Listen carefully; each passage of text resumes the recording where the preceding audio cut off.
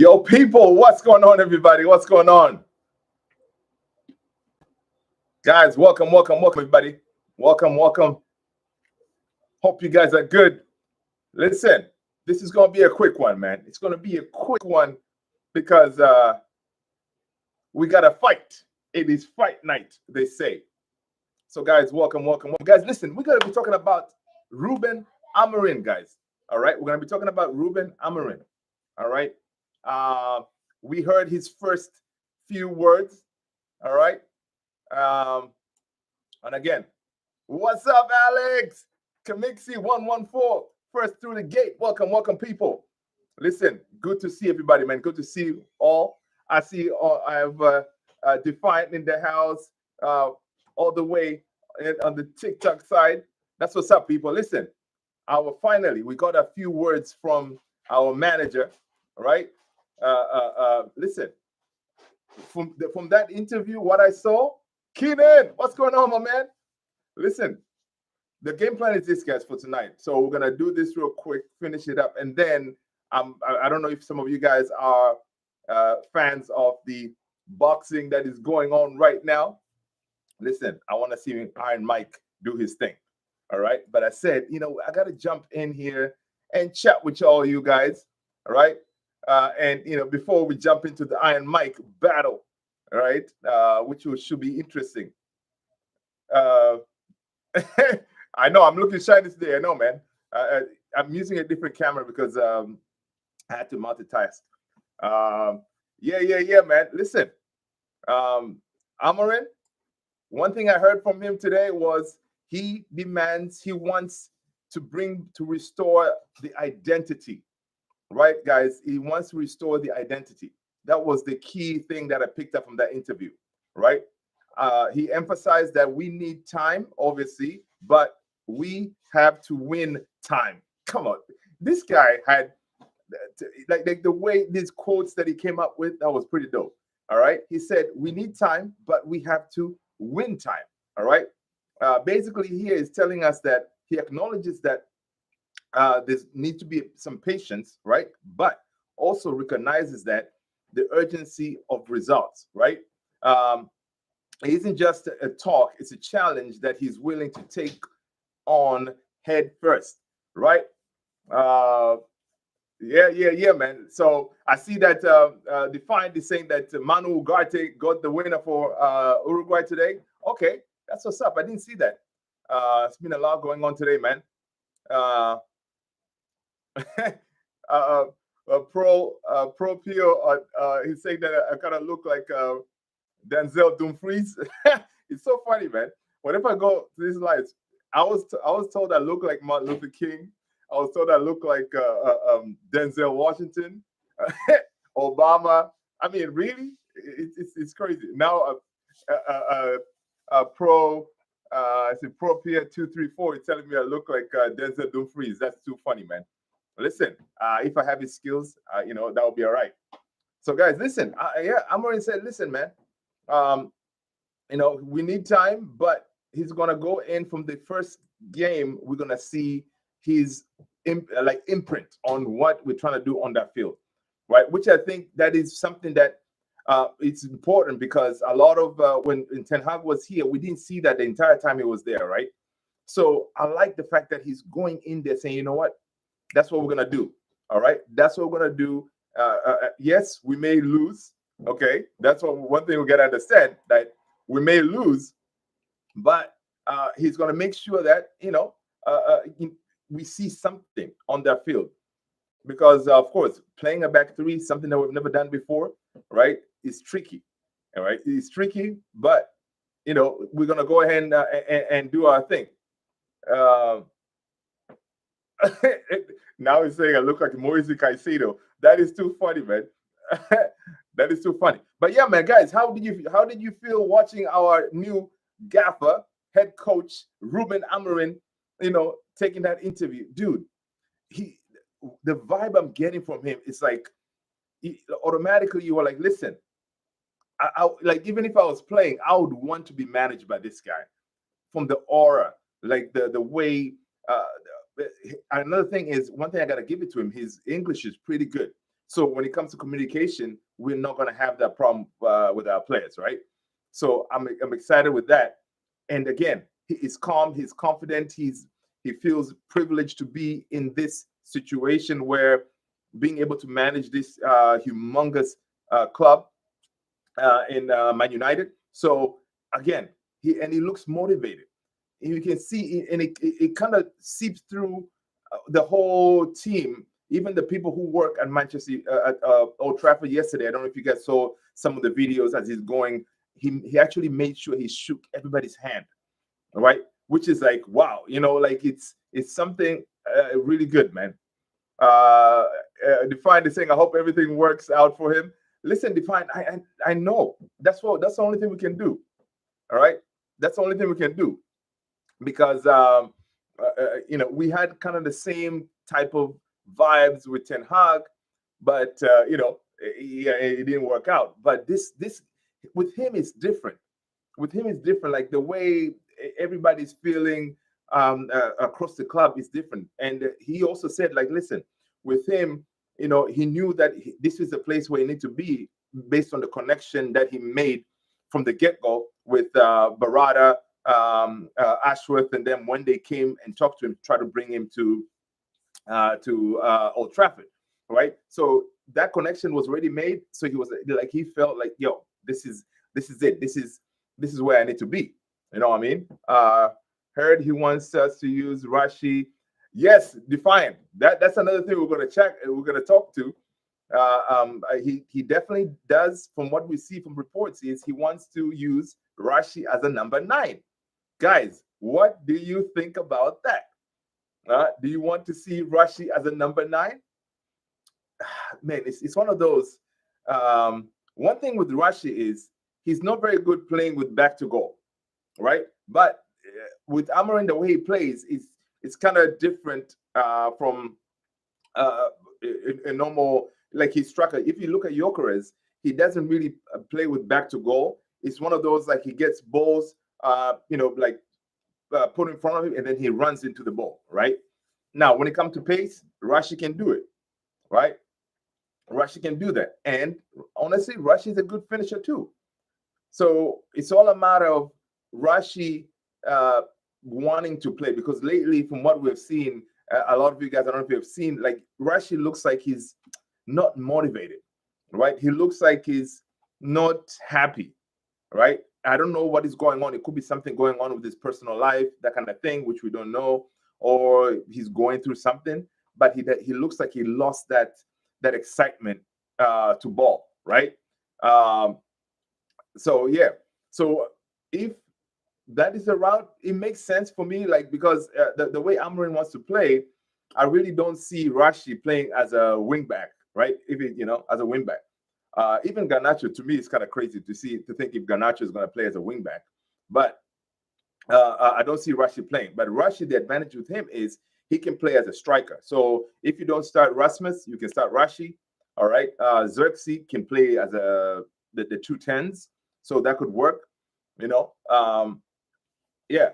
But it's going to be interesting. And again, it shows that, a lot of us, we were like, I was ready to say, what, Rashi, this season we're going to write you off.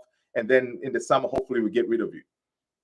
Again, you can never know, because this man, he's saying that when he comes in, everybody gets a clean slate, right? Everybody gets a clean slate. So if it's a clean slate, it means everybody has a chance to impress. So I hope that with his demeanor, the way he believes he's very good with communicating with the players can pick that up, right? They can pick that up and get that fire in their bellies again, because we were missing that, right? We were missing that sense of fighting and sense of just like, listen, whatever it is, we're not gonna lose, right? And that's something that he has to build in this team of ours, which it's been a disgrace, honestly, for our players, right? So again, people, smash that like, hit that subscribe if you've been done so already, guys. Let's get on TikTok. Let's see if we can get to 1,000 likes, man. Let's get those likes up, right? So let's hope that he can get that going. I'm looking on TV here. I see Jake Paul coming in. man, this fight is gonna be it's gonna be crazy, man. It's gonna be crazy, right? So it's gonna be interesting. And also I like that the part where he says on the interview where he said that listen, I have been a player and I've played in all these different positions, right? He has played into all these different positions. The only position he didn't play was a striker and a goalkeeper. And oh, I see Iron Mike. That's a dope jacket, Iron Mike. Oh man, right? So he has played in all these different positions, so he knows how these players feel.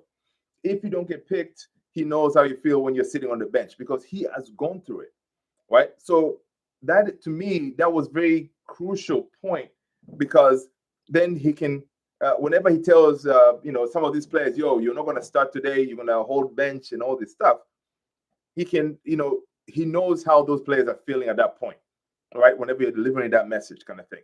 So honestly, I like that. I like that. And I think, another thing is he said he's always going to be honest with the players, right?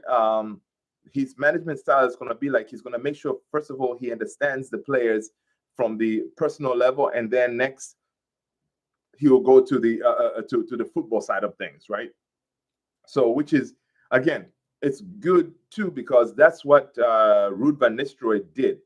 The reason why these players wanted him to stay, right? The reason they wanted him to stay is because he developed that relationship with the players, right? And that relationship is one that even Rio was saying, "Yo, for the longest time, Man United has been trying to get a manager who can form a relationship with the players, like a connection, right?" So and Rio was like, so now we have a guy in Rude, and why did we get rid of him, right? But to me, I kind of understood why Amorim did it because listen, you don't want to have someone you know on your back here talking to like saying, oh, you know what? If you mess up, I'm ready here, ready to take over, kind of thing, So I'm glad he did that. That way, he can bring in his own team, right? He brings his own team. That way, he knows loyalty across the board. Everybody's on his page, and also, those the players of ours who sometimes they can kind of down tools, right? They don't have a chance to say, you know what, if I don't like something about Amarin, I can go and talk to Rude, right? And so that outlet is not there, right? The outlet is not there, so it means that now all these players they will have to make sure that the go-to person, I need to go to the gaffer, talk to him, right? If I'm not liking something, I go and talk to him. I don't just think I can go and find a way around him, because you don't want those people to just go and start talking, and next thing you're like, oh, if Rude was there, for example, start talking, and the next thing Rude talks to the board, and it creates this whole mess, right? Which we don't want. He wanted calmness. He wanted his own team that he brought in, backroom stuff, like I think like 5 of them or something. And that is a big deal too for Ineos because those are a lot of people that he's bringing in, and that I think when they talk to him, they were like, "Listen, how can you be successful? We want you as a manager, fine, and we think that you are the right one for the project that we're trying to form, right?" And obviously with Ruben, he was like, "Listen, I don't go anywhere without my crew," right? Which is pretty dope too because he was like, "Yeah, man, I'm all about loyalty," and I'm glad he brought his team. And again, it didn't make sense for Rude to stay because Rude doesn't know how Ruben is going to play his 3-4-3 formation or the 3-4-2-1 formation. He doesn't know anything like that. So there was no point of keeping him really. The only reason you would keep him is for one of those like, just because he's a legend of the team, then you will keep him, So, but I'm glad they allowed him they allowed Amorim to say, "Hey, Rude, thank you so much, but we're good from here." I tried a new formation. Oh, Keenan, you did new formation on FC25. You can't do it. Need adjusting. Oh, okay. Listen, I haven't tried it. I was telling you guys for my birthday. I have the FC25. I need to do that. That was my on my to do list. And yeah, I want to try that and see how that will work because it'll be interesting. So when you tried it, who was on your back three? Is it Yoro, Delit, Martinez? Because that's what I'm thinking he will go with, right? Now I don't know if Yoro will be fit for. Yes, sir. Okay, okay. Yes, yes, yes. Man, dude, I am so excited for this guy. Like, I'm trying to kind of calm myself down and be like, listen, chill. All right. We haven't kicked the ball yet, but the the whole fan community, Man United fan community, everybody's boosted. For once, we're all aligned until things go haywire, right? Right now, everybody's on giddy. Yeah, man. Everything's it's good. You know, um, with Ruben, of course, with his fashion style, a young guy, 39, yo. Um, so it's crazy. You know what, Keenan? Are you talking about the game today? I meant to watch the highlights. I recorded the game and I meant to watch the highlights, but I didn't. But apparently, did Bruno no, did Cristiano score like an overhead kicker or something?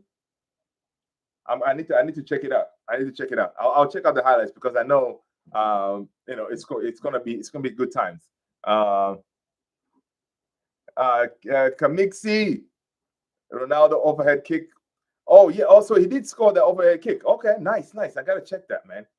Listen, one thing is Ronaldo, he's not slowing down, man. The dude is not slowing down. He's a total complete machine, right? So interesting stuff. Interesting stuff. Let's go back to this interview. Let's see what else was talking about.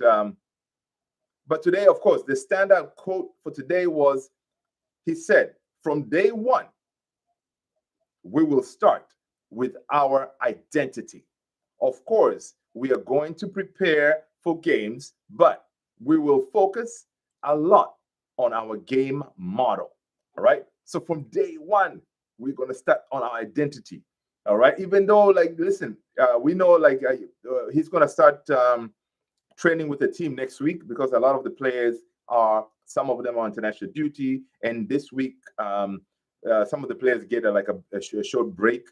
So they're chillaxing. And then a lot of them will be coming back maybe Sunday. And then by Monday, we hit the ground running. And by then, obviously, his work permit will be all sorted out, ready to go.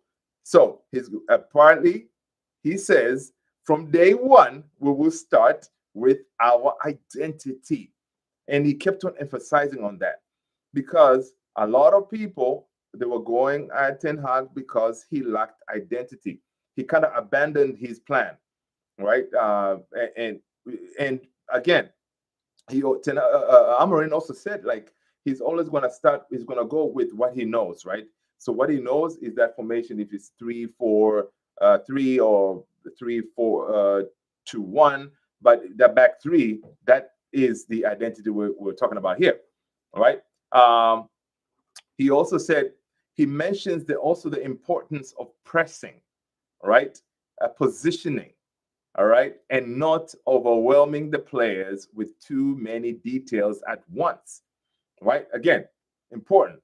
He says he emphasizes the importance of pressing, positioning, and not overwhelming the players with too many details at once because the system is brand new, right? If the system is brand new, don't try to give him all this stuff, the players, they won't get it. And it could very well be that's what Ten Hag was trying to do,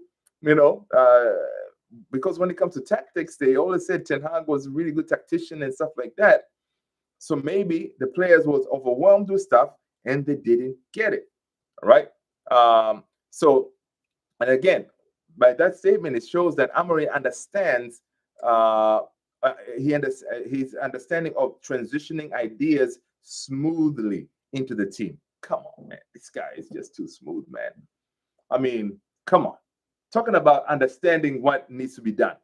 All right, it's amazing. All right, it's amazing.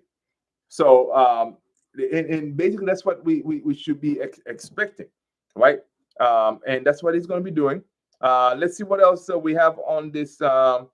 What he said. Um, Again, what should we expect tactical wise? We know that Amorim's history as sporting shows us he favors a system built on high intensity, quick ball recoveries, and attacking width. Now, can he implement that at Man United with the current squad? That is the $1 million question. Can he do that? With these players. Honestly, when we talk about intensity, of course, Mason Mount comes to mind for me. Kobe probably can do it. Bruno, of course. Rashi, I think he can. Garnacho. We do have players that can do it. Of course, that Licha. They can give you the intensity. Of course, Manu Gartz. Casemiro, somewhat. Ericsson, I don't think so. When you talk about intensity, Ericsson is not the guy. You know what I mean? He's not the guy. But yeah, so basically that's his game. He usually goes with the system that is built in high intensity, quick ball recoveries, and attacking width. Right? Now, can he implement this? We shall see. Again, who might thrive in this system? We can say that, look, players like Bruno, Alejandro, we know they'll make it. Maybe we may need to bring a few new signings. We shall see, right? Because I'm thinking like Ineos should go like this, man. Give him the authority, just like Arteta had when he came to Arsenal, right? Say, hey, listen, you're gonna come in here, you're gonna try to implement your ball. If these players cannot adhere to what you're trying to do, yeah, feel free to cut them. All right, cut them, and then we'll find a way. And they already said that they're going to put a lot of attention into into the academy, right? Which is when I saw that yesterday, I was like, that's what we want to hear, man, right? Because the academy has ballers out there, like young ballers, where I'm thinking if you bring them young, it means now you can kind of mold them to what you want them to do on the field, right? So I like the fact that they're looking into bringing those kids in, right? So what I'm saying is, if, for example, what these millionaires that we have on the first team, they cannot perform, you know what? Bench them, have them play with the kids, and then bring one of the kids to take their spot. Ruthless, right? You gotta be ruthless, and that is how Ineos has been so far. Is they've been ruthless. See how they did with the coaching staff. They got rid of Rude, Rene Hake, goalkeeping coach, a whole bunch of backroom stuff at Man United. They're gone, right? They're gone because some of them they've been there forever, and there's no point of keeping them, right? Right now, it's Amorim's time. He comes in with his own crew. All right, they're gonna get us cooking, and this crew is young people, young coaches who can relate to the players, and that is very important too, because it's one of those things that you can't really overlook how important it is when players have connection. You know what I mean? So we shall see, man. We shall see. Let's see what else is on this interview that we saw from today. Let's see. So we know, okay, Amorim's history at Sporting shows us that he favors. We're talking about the intensity. Who might thrive in the system? Of course, Bruno Garnacho. Mason Mount, if he can stay fit, I think Mason Mount will be crucial, right? And again, obviously, the formation we're looking at is 3-4-3, right? Will it work? We shall see. All right. It's going to be interesting, man. And of course, he's going to face some challenges. All right. He's going to face some challenges. And one of the main issues Amorim will face is adapting a squad built for multiple systems over the past few years. All right. How quickly can he mold this squad into a cohesive unit? Right. And that is one of the main issues that he's going to face, because throughout the years, we've all played like what, 4-3-4, 4, whatever it is, but we always play with the back four. So the system, these players are mentally, that's what they know. All right. So this new system of 3-4-3 is completely different. How quickly can he get them to, as a group, to cohesively buy into what he's selling? Right. So again, we shall see. Right. I mean, my gosh, there's so much that this guy has to do. I'm like, is everything going to work? I really don't know, but I don't. The thing is, I don't trust our players. I do not trust our players at all. All right, I don't trust them because they really know how to let us down.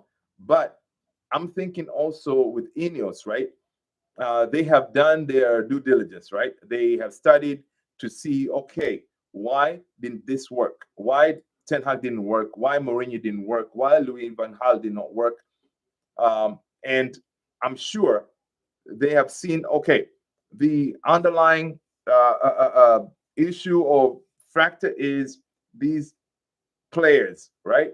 So I'm hoping that they allow Amorim to say what it needs to be done with the players, bring in the players that can work his system, and then we take it from there, right? So again, key question is how quickly can these players who have been built in based on some multiple system over the past few years, how quickly can they be molded into a cohesive unit?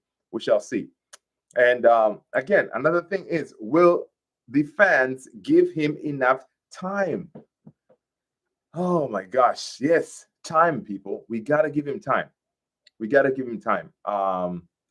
It's not going to be a quick fix, which we all know, right? It's not going to be a quick fix.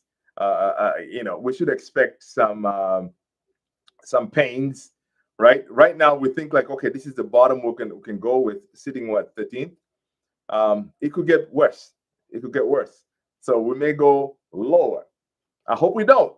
All right. I really hope we don't. But one thing I can say is we need to give him time, right? We need to give him time. Um, and again, United's history with managers like Sir Alex Ferguson has been built on turbulent, and Amorim's journey won't be without hurdles, which we know that. It won't be without hurdles. It's going to be challenging.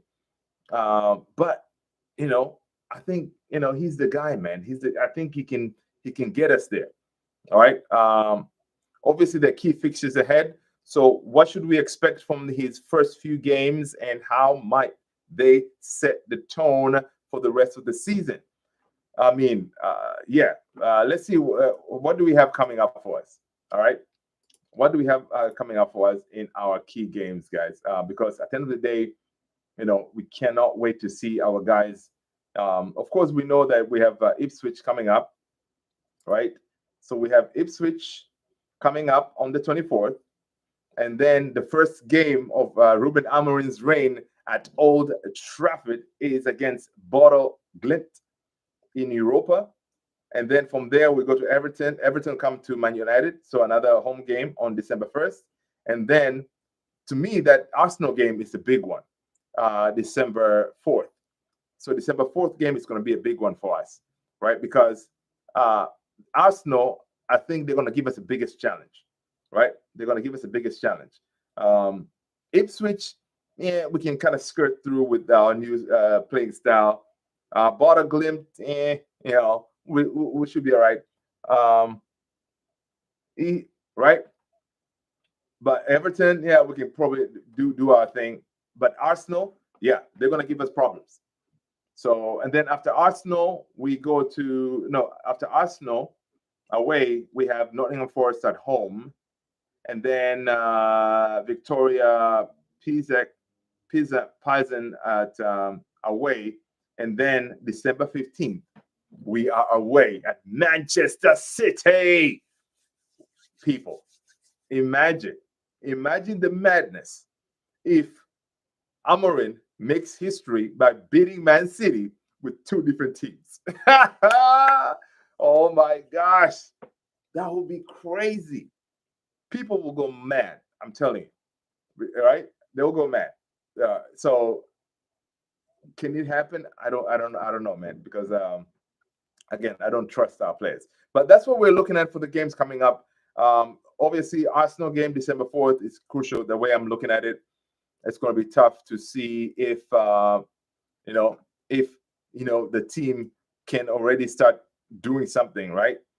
Um, we shall see. We shall see. So let's see what else we have on this interview. Uh, Again, yeah. So guys, listen. Go ahead and let me know what you guys think about the interview. Did you watch it? Did you get excited? Did you get motivated? Or are you just worried like, yo, this guy, he's gonna fail? Because there's a chance that he may fail, because a lot of really experienced managers have failed, right? But I,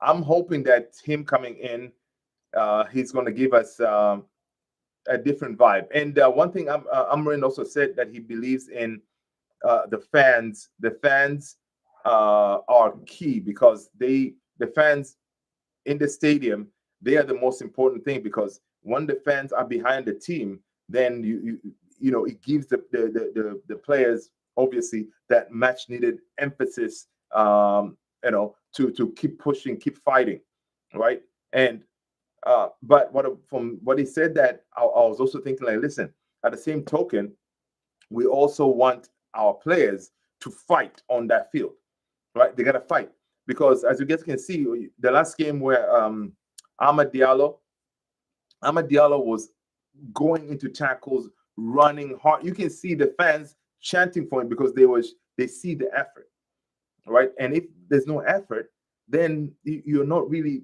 encouraging the fans to keep pushing, right? The fans need to see something on the field, a passion, desire, right? And the fans will reciprocate, right? Even for us who are watching from a million miles away, right? We know we can be here, we'll be like, going, come on, boys, let's go, like that, because everybody, we're all going to be on the same level, believing that we can achieve something, right? And he acknowledges the importance of our fans, us fans, and how we support the team. And also, he does say, like, listen, everybody's is important in building the team. He did the same with the Sporting. He came to Sporting. They hadn't won anything for like 19 years. He changed the culture there. He built something that it hadn't been done before for 19 years, and then he got him winning. Now, can he do the same thing at Man United? I don't know. And he knows that the Premier League is one of the biggest, the best leagues in the world. So he knows it's not going to be a cakewalk, right? He knows it's not going to be a cakewalk. He knows it's going to be challenging. He knows it's going to be challenged big time, because whenever I look at the Premier League, right, I always imagine it as from the NFL side here in the US, like any given Sunday kind of deal. Like at any given Sunday, you can be beat. All right, you can be beat by anyone. So you got to make sure that you step up and you show up each and every time. All right, you got to show up, or else you'll be humbled on that field. All right. Yeah. So let's see. I see that in other news, apparently, I did not know this. It is happy birthday, Nasir Mazraoui. It's Mazraoui's birthday today, people. That's what's up. Mazraoui is, to me, our signing of this. I don't know if it's a century. What, man? It's just crazy, right? What a ball! What a signing for us, especially if we paid what, less than 15 million for him. It's a steal. It is a steal. So, um, so Ruben Amorim again. I'm checking on X here. Some of the some of the quotes and tweets, whatever. He said Ruben Amorim got to know the Old Trafford pitch and gave his first interview. since joining Man United, which that's what we saw. Ruben Amorim said, I think all the people are hungry for success, and I feel that this is the place that I want to be also because of that. All right. Because you can be part of something special. Right. So he knows he's part of something special. All right. If he can get this team cooking. All right. So it's, I mean, it's just, I'm excited. I am pumped. Um, and again, it says here that I will try to do everything to put this club into the place that it belongs. Come on, dude. You know, the man knows we do not belong to be 13th, right? He knows that. So he says, I will try to do everything to put this club into the place where it belongs. I hope you succeed, sir. I hope you succeed. A lot have tried and a lot have failed, but I'm optimistic that it's the dawn of a new era, right? And this guy, he's gonna. I think he's gonna be able to do something different for us. So let's see what else we got going on here.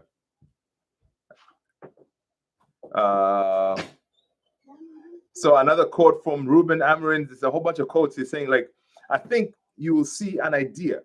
All right, we're talking about his from the first game. I know he said, I think will you see an idea, you could like it or not. Again, he's keeping it real.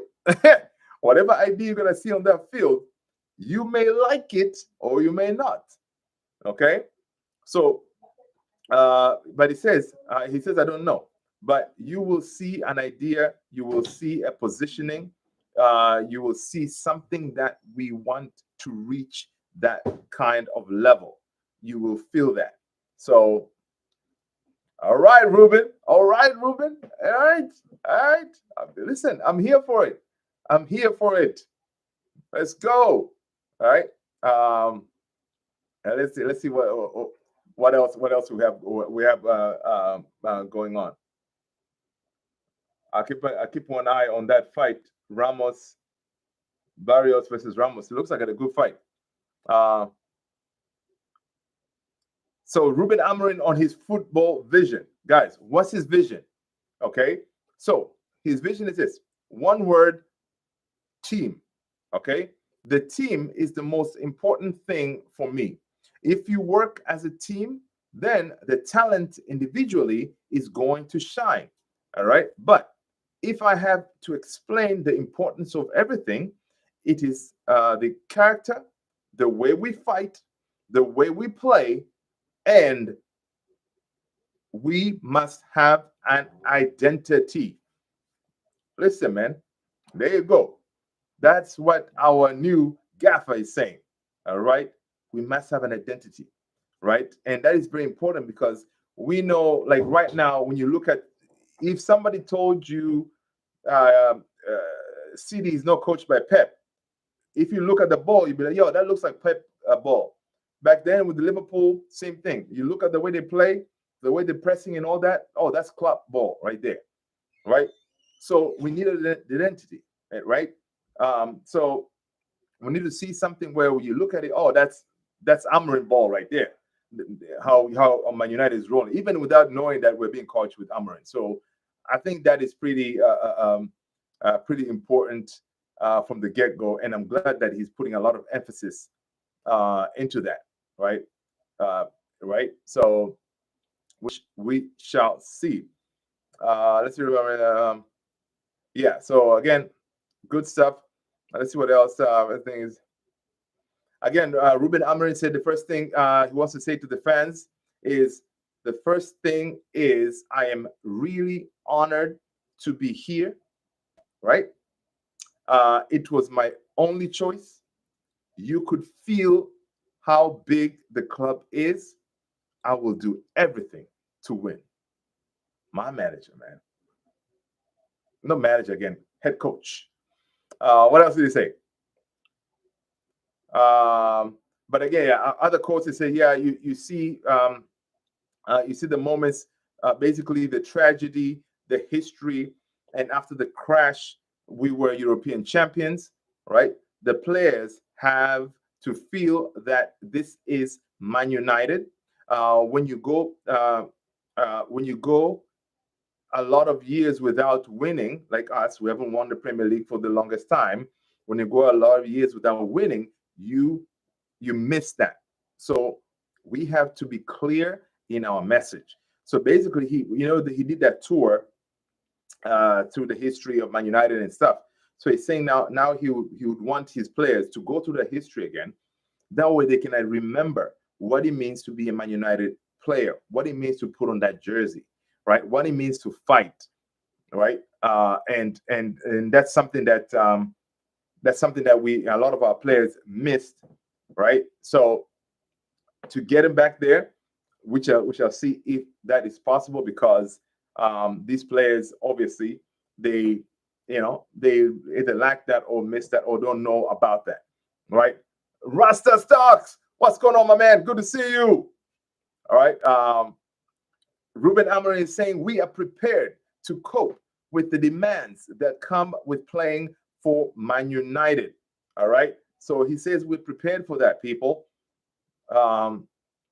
So we shall see. From day one, we're going to see his style of play. All right. He says you may like it or you may not, but he's going to show us that, which is really good to see. You'll see it again. He says you will see an idea. You may like it or you may not. That's what it is, my man. And he says again, since day one, we have to start with our identity. Okay, we have to focus on our game model: how to press, how to pass, how to run. My first goal is identity. Listen, man, that's what I'm talking about. That's what I'm talking about, and that's something that he was always, a lot of people were going at Ten Hag and all this stuff because we lacked identity. All right, so guys, listen, we're gonna end it here because in a few minutes, I'm gonna be back so we can watch this Tyson Paul fight. All right, so please come back, and we can catch up again. All right, people. But I wanted to get the Amorim first interview out of the way before we jump into boxing. All right, people. Good to see you all. All right, I'll see you all in a little bit. Peace out.